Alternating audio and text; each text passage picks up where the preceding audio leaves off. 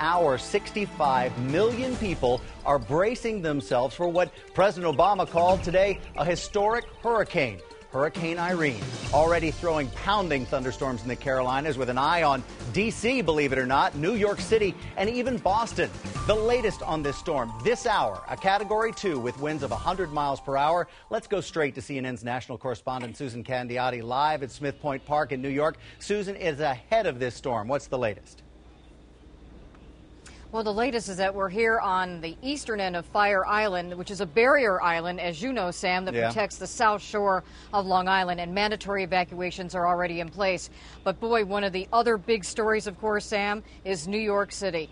Already evacuations are underway there, ordered by their mayor, for affecting low-lying areas. That includes hospital and others who live in those areas. And the other big news that I don't think I can remember, and probably you can't either, that they are suspending buses, trains, and subways as of noon on Saturday because of Irene's approach. Most of this are sentences we have never heard about a storm like this facing cities that we're talking about, and the things that Susan just said have never happened before. They've never tried to evacuate lower Manhattan in some sections before. They've never closed the entire MTA before. But there's so much more to this storm. With 65 million people, a state of emergency declared in 8 states. That's Delaware, Connecticut, New York, Virginia, New Jersey, Pennsylvania, Massachusetts, and Maryland. Let's get the latest information, since there was a brand new advisory out on this, from Ken Reeves, senior meteorologist at AccuWeather.com, and a pal of mine. Ken, it's good to see you. You're a comforting face in a situation like this.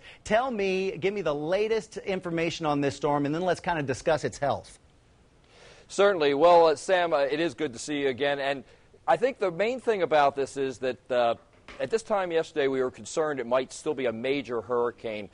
It is down to a 2, and it has shown a little bit of vulnerability during the course of the day today. It has been moving to the north over the more recent hours at about 14 miles an hour, heading toward the North Carolina coast, where it will make a landfall tomorrow morning without a doubt. Now, from that point, it really becomes somewhat interesting as to where it will end up going if you're tracking the center of it. In terms of its actual effects, I'm not sure it really matters whether it's 20 miles to the west of the shoreline or 20 miles out over the Atlantic. It is heading up along the eastern seaboard and will pass probably within 50 miles of New York City. And Ken, I just want to get this out of the way, too, because now that we've been talking about this storm for such a long time, there are people who kind of have hurricane burnt out or burnout on this storm, and they really don't believe that this is going to be an impact on the entire coast. And whether you're in Delaware, whether you're in New Jersey, or whether you're in Long Island, and even if you're in Rhode Island and you're in Connecticut, and I can keep going all the way up the coast of Maine, but they really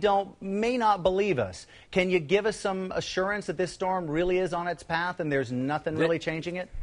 Yeah, this storm is going to bring impactful weather to the major cities all the way from Washington, D.C. up through New York, some more than others. Now, I think the one thing we're going to have to watch for, Sam, is that as it makes its landfall and it maybe reemerges or runs along the coast, it's probably going to get down to a Category 1 hurricane. And I think even maybe be as low as a tropical storm when it passes by New York City. But that shouldn't really matter in the overall scope of things, because for most people, it's going to be the amount of rain falling. There's not going to be a huge storm surge. I know a lot of people were concerned about inundation from storm surge. This is not the kind of storm that can produce a storm surge in Manhattan. It is no longer. Right, exactly. Right. Yeah, and now if you're talking about someplace like Brooklyn or maybe in parts of Staten Island, maybe there could be a little bit more of a concern there for an initial surge as it comes up. But it'll be a weakening storm. It will not be a major hurricane at that point. But that doesn't mean we should take it lightly. There'll still be wind gusts in excess of 50 miles an hour, maybe as high as 70 miles an hour. There's going to be huge quantities of rain, probably over 6 inches. And, just the stuff that's going to be out and about, blowing around, there's going to be a lot of damage and certainly millions of people without power. Yeah, no doubt about it. And I think